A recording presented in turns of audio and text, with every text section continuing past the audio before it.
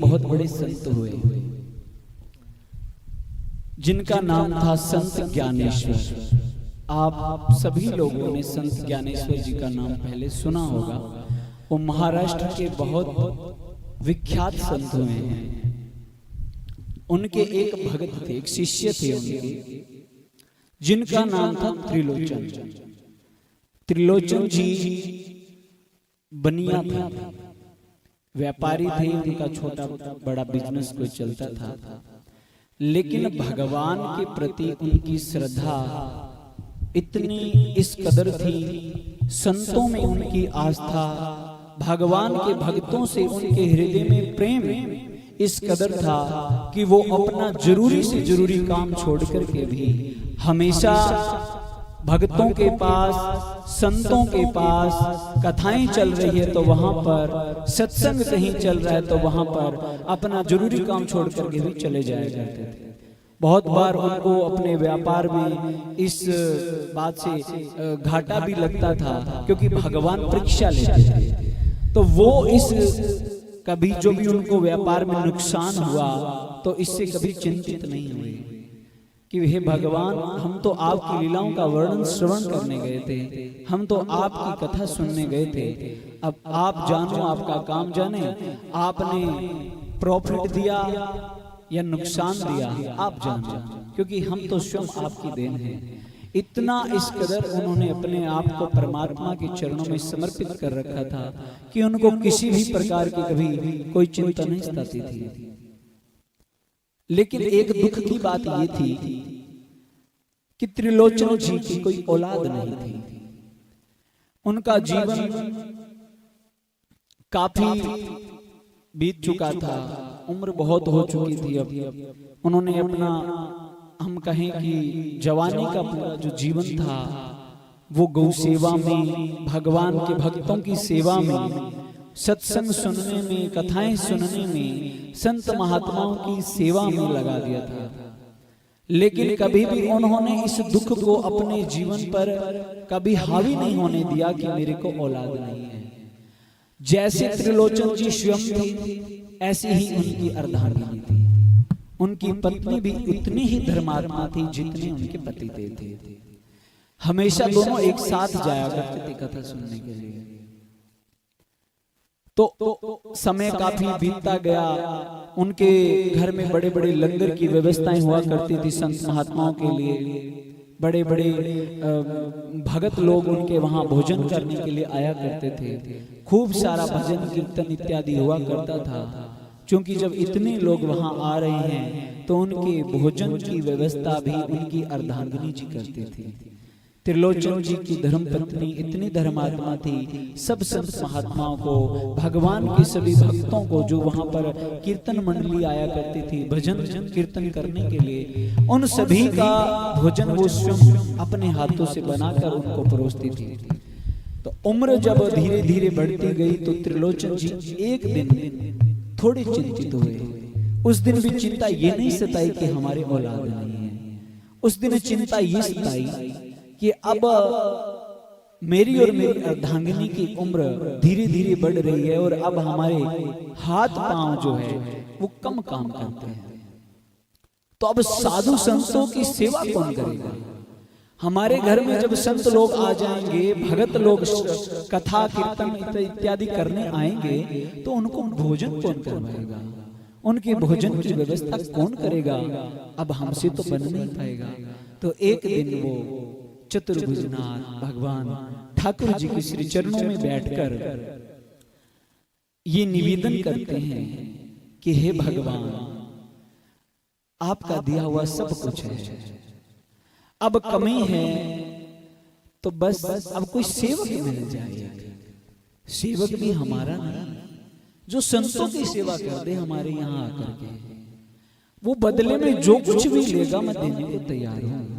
वो जितनी भी पैगार मांगेगा, जितना वो वेतन मांगेगा, मैं उसको देने को तैयार हूं। बस बदले में यही चाहिए कि मेरे घर में जो संत महात्मा लोग आते हैं उनकी सेवा हो जाए। इतना सुंदर भाव। तो ठाकुर जी तो उनसे हमेशा इतने प्रसन्न ही रहा करते थे। तो आप देखो कि यदि भगत की नीयत अच्छी होती है, यदि भगत के भगवान के प्रति सच्ची श्रद्धा होती है, तो परमात्मा स्वयं नौकर बन के आ जाते हैं। तो भगवान ठाकुर जी ने एक नन्हे से बालक का स्वरूप बनाया। 15-16 वर्ष का बालक, घुंघराले बाल, फटे हुए कपड़े, तन पे थोड़ी ब्रज धूल लगी हुई, बालों में भी ब्रज धूल लगी हुई, चेहरा बहुत सुंदर था, पांव में चंपल भी नहीं थी, और ऐसे चलते चलते बड़े ही प्रसन्नचित्त चेहरा उनका देखने लायक था। और ऐसे अपने मुख को लेकर के इस वेश के अंदर साक्षात ठाकुर जी त्रिलोचन जी के पास आकर के बैठ जाते हैं और आकर के उनको प्रणाम करते हैं, नमस्कार करते हैं। त्रिलोचन जी ने कहा कि अरे बालक, ऐसे क्यों घूम रहे? तो कहा कि साहब, ये पेट पालने के लिए कुछ तो करना ही पड़ता है, काम ढूंढ रहा हूं, कोई काम मिल जाए जिससे पेट भर जाए मेरा, और बस दिन निकल जाए प्रभु के गुणगान करते हुए। इसलिए मंदिरों में कभी कहीं ऐसे इधर उधर भटकता रहता है। त्रिलोचन जी को लगा कि दिखने में इतना सुंदर है, भाव बहुत अच्छे हैं, आकर शिष्टाचार इतने हैं, आकर के बिना जान पहचान के मुझे प्रणाम भी किया, तो शायद ये संतों की सेवा के लिए सही रहेगा। तो कहा कि तुम्हें वेतन में क्या चाहिए?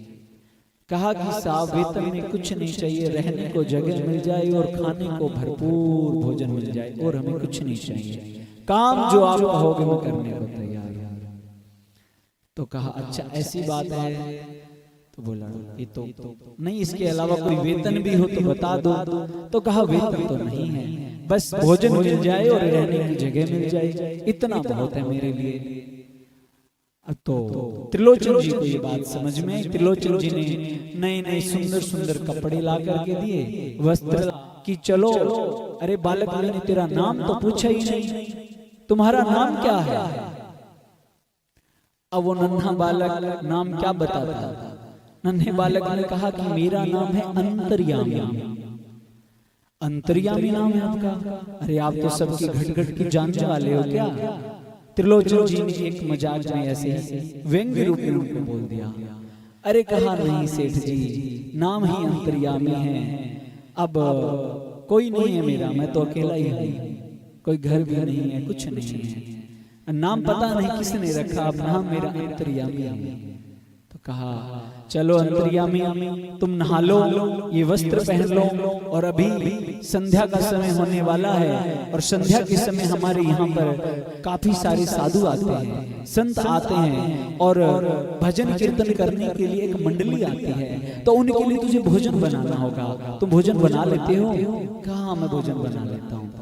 कहा भोजन तो मैं बना लेता हूँ, जितने लोगों को कहोगे उतने लोगों का मैं भोजन बना दूंगा, मैं खुद भी भोजन बनाऊंगा भी खुद, और मैं सबको परोसूंगा भी खुद, आपको कुछ नहीं करने दूंगा, मेरी पहली शर्त है। त्रिलोचन जी ने कहा बड़ी अच्छी बात है, पर कहा यार तुम नन्हे बालक हो बच्चा, अभी इतना सारा काम तुम नहीं कर पाओगे, आपको मदद की तो आवश्यकता पड़ेगी, मैं तुम्हारी मदद कर दूंगा, तुम बना देना, परोस तो हम देंगे, मैं और मेरी धर्म। कहा नहीं सेठ जी, मैं ही बनाऊंगा और मैं ही परोसूंगा। बोला ठीक है। बोला मेरी एक शर्त और है। बोला क्या? बोला मेरी दूसरी शर्त ये है कि सबको भोजन बना करके मैं खिलाऊंगा, लेकिन मुझे भोजन बना करके आपकी धर्मपत्नी को खिलाना पड़ेगा, मैं अपने हाथ का बना हुआ भोजन नहीं करता, मैं आपकी धर्मपत्नी बनाकर मुझे जो खिलाएगी मैं वो खाऊंगा। तो बोला ये तो कोई बड़ी बात नहीं है, नन्हे से बालक को कितना खा लेते हो, 2-4 रोटी खाओगे? तो कहा नहीं सेठ जी, ये गलत बात है, मैं 5-7 शेर खा जाता हूँ कम से कम। तो बोला कोई बात नहीं, रोज इससे ज्यादा ही बनाना पड़ता है, उसको 5-7 शेर बना लेगी, कोई ज्यादा बड़ी बात नहीं है। तो बोला तीसरी शर्त और है। बोला क्या?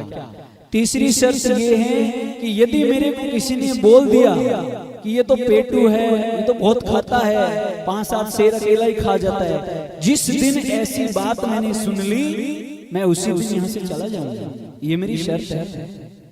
तो कहा नहीं, कोई तुम्हें कुछ नहीं कहेगा, तुम आराम से आनंद से रहो, साधु संतों की सेवा करना, और तुझे मेरी अर्धांगिनी बड़े प्रेम से बड़े प्यार से भोजन बनाकर खिलाए।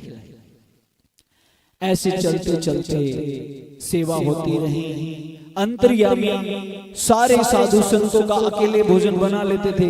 अब भाई वो तो अंतर्यामी हैं, वो तो त्रिलोकीनाथ हैं। सुबह सेठ सेठानी उठते नहीं, उससे पहले चुट बना बजाते हैं और पूरा भोजन तैयार हो जाता है कि भाई सुबह के टाइम में जो साधु संत आएंगे तो उनके लिए सारा भोजन तैयार। सेठ सेठानी सुबह उठकर देखते हैं कि अंतर्यामी भोजन की शुरुआत कब करोगे?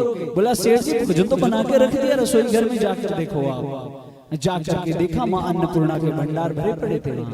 कहा इतना भोजन सारा अकेले बना लिया, कब उठे थे? अरे बोला सेठ जी मैं तो सोया ही नहीं था, मुझे नींद कम आती है, जब आएगी मैं सो जाऊंगा, आप परेशान ना हो। अब दोपहर में जब सेठ सेठानी आराम करते हैं तो उस समय रात्रि के भोजन की तैयारियां, उनको कह दिया कि आप संध्या के टाइम से पहले आप रसोई घर में मत आना, जब आओगे तो आपको भोजन तैयार मिलेगा। कहा ठीक है। भोजन सारा तैयार मिलता था। जैसे साधु संत आते थे तो खुद ही सभी संतों को अपने हाथों से भोजन परोसते थे। इतनी मतलब एक हम कहें कि प्रेम भाव से, जैसे नन्हा बालक हम किसी के घर पे जाते हैं, साधु संतों के प्रति अगर सच्ची श्रद्धा आस्था रखते हुए वो उनकी सेवा करता है, सेम वैसे साधारण बालक की तरह वो साधु संतों की सेवा करते थे। किसी को आभास भी नहीं होने दिया कि ये कोई सामान्य पुरुष नहीं है। ऐसे चलते चलते 13 महीने बीत गए। अब तो अंतर्यामी जी क्या करते थे, सिर्फ साधु संतों को भोजन ही नहीं कराते थे, वो त्रिलोचन जी की हाथ पांव भी दबाते थे, उनकी भी सेवा करते थे, उनके कपड़े भी धोते थे, उनकी सिर की मालिश भी करते थे। इतनी सारी सेवा त्रिलोचन जी की अंतर्यामी। 13 महीने बीत गए तो एक दिन त्रिलोचन जी की धर्मपत्नी अपने पड़ोस में कहीं जाती है। अब औरतों में बातें अक्सर चली जाती है कि सेठ जी तो आजकल बड़े चकाचौंध होकर घूमते हैं, काफी वर्चस्व बढ़ गया, उनकी तो पूरी जय जयकार हो रही है पूरे नगर में, उनका तो और आपके घर पूरा दिन भजन कीर्तन संकीर्तन इत्यादि चलता रहता है, साधु संतों को आना जाना लगा रहता है, तुम्हारे घर तो रिद्धि सिद्धि का वास हो गया, तुम्हारा घर ही वैकुंठ बन गया। सेठ जी तो बड़े चमकते हैं, एकदम अलग से दिखते हैं, पर तुम्हें क्या हो गया? तुम तो वैसी दुबली पतली हो जैसी पहली हुआ करती थी, तुम्हारे अंदर कोई बदलाव नजर नहीं आ रहा। जब सेठ जी इतने बदल गए तो अब तो काम तो तुम्हें भी नहीं करना पड़ता, क्योंकि तुम्हारे घर तो अब अंतर्यामी आ गया, तो काम तो सारा अंतर्यामी कर लेता है। तो तुम्हारे जीवन में बदलाव क्यों नहीं हुआ? तुम्हारे रूप में बदलाव क्यों नहीं हुआ? तुम वैसी दुबली पतली क्यों हो? तो आज उनकी धर्मपत्नी के मुख से ऐसे निकल गया कि काम तो मुझे करना ही पड़ता है। कि तुझे क्या काम करना पड़ता है? सारा काम तो अंतर्यामी करता है। कहा भोजन तो मुझे भी बनाना पड़ता है। बोला नहीं, हमने तो सुना है सभी संतों के लिए भोजन अंतर्यामी अकेला बनाता है। कहा अंतर्यामी तो भोजन बनाता है सबके लिए, लेकिन अंतर्यामी के लिए भोजन मुझे बनाना पड़ता है, इसलिए मेरी हालत ऐसी हो गई। अब वो पड़ोस ने बोली उसको, माता को, कि कैसी भोली भोली बातें कर रही है, नन्हा सा तो बालक है, 15-16 साल का बच्चा है, कितना भोजन करता होगा, इतने भोजन में क्या तू इतनी थक जाती है? तो उस दिन उसके मुंह से ये निकल गया कि थोड़ा सा भोजन नहीं करता, वो 5-7 शेर अकेला ही खा जाता है, पेटू है पेटू। अब उनके मुख से ऐसा निकल गया, जैसे ही उनके मुख से इधर ये शब्द निकले, उधर से अंतर्यामी जी गए, अंतर्यामी जी अंतर ध्यान हो गए। अब त्रिलोचन सेठ जी और उनकी सेठानी दोनों परेशान, पूरे नगर में अंतर्यामी को ढूंढ रहे हैं। अंतर्यामी कहाँ मिलेंगे? वो तो त्रिलोकीनाथ थे, पहचाना नहीं था। अब कहीं जब नहीं मिले तो वो भगवान के मंदिर में जाकर के रुदन करने लगे। त्रिलोचन जी रोने लगे कि हे मेरे प्राणनाथ, आपने मुझे आज तक कोई बालक नहीं दिया था, कोई औलाद नहीं दी थी, लेकिन जब जीवन में एक सेवक के रूप में आपने अंतर्यामी को भेजा तो मेरे को कभी भी ऐसा महसूस नहीं हुआ कि मेरे औलाद नहीं है। वो मेरे बालक से भी बढ़कर मुझे प्रेम करता था, लेकिन आज मेरा अंतर्यामी अचानक पता नहीं कहां चला गया। आप मेरे अंतर्यामी का पता लगा करके घर भेज दो। अंतर्यामी नहीं आएगा तो मेरे तो प्राण निकल जाएंगे। आज मैं अपने प्राणों को यहीं आपके दर पर त्याग दूंगा अगर अंतर्यामी नहीं आए तो। और वो ऐसे कहते कहते त्रिलोचन जी अपने माथे को मंदिर की चौखट पर पटकने लगे। जब उनके सिर से खून की धार बहने लगी, हल्की जब धार आई, दूसरी तीसरी चोट में ही, तो भगवान ठाकुर जी सामने उनके प्रकट होकर बोले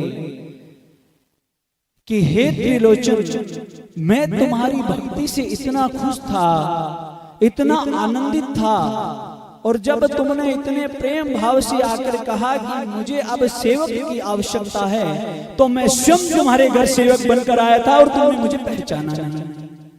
अब ये बात सुनकर तो त्रिलोचन जी और जोर से रोने लगे कि हे मेरे नाथ, हे प्राणनाथ, ये मैंने क्या कर दिया?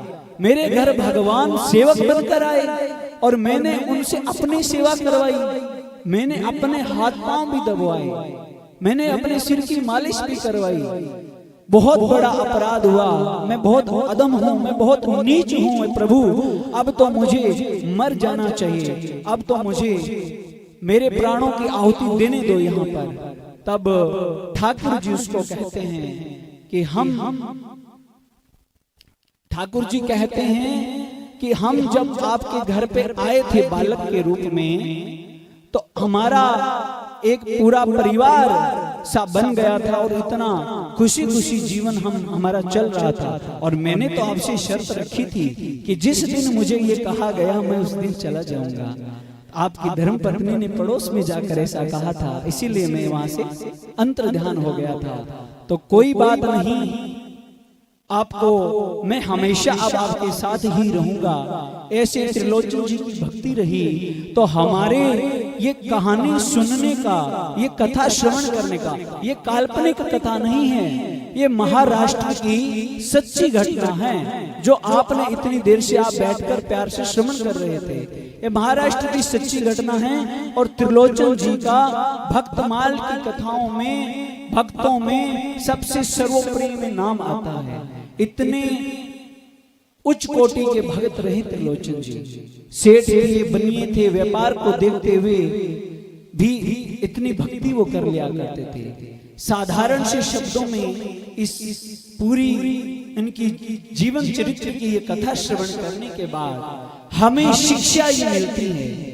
जो भजन हमने इस कथा से पूर्व में सुना था कि हमने जब परमात्मा को अपने आप को समर्पित कर दिया तो हमारे जीवन में आने वाली कठिनाइयों की चिंता हम क्यों करें, हमारे जीवन में आने वाली मुसीबतों की चिंता हम क्यों करें। हम तो स्वयं उस परमात्मा के हो चुके हैं। अब हमारे जीवन में जैसे भी दिन आएंगे, अच्छे हैं या बुरे हैं, देने वाला वो परमात्मा है, हम स्वयं उनके हैं।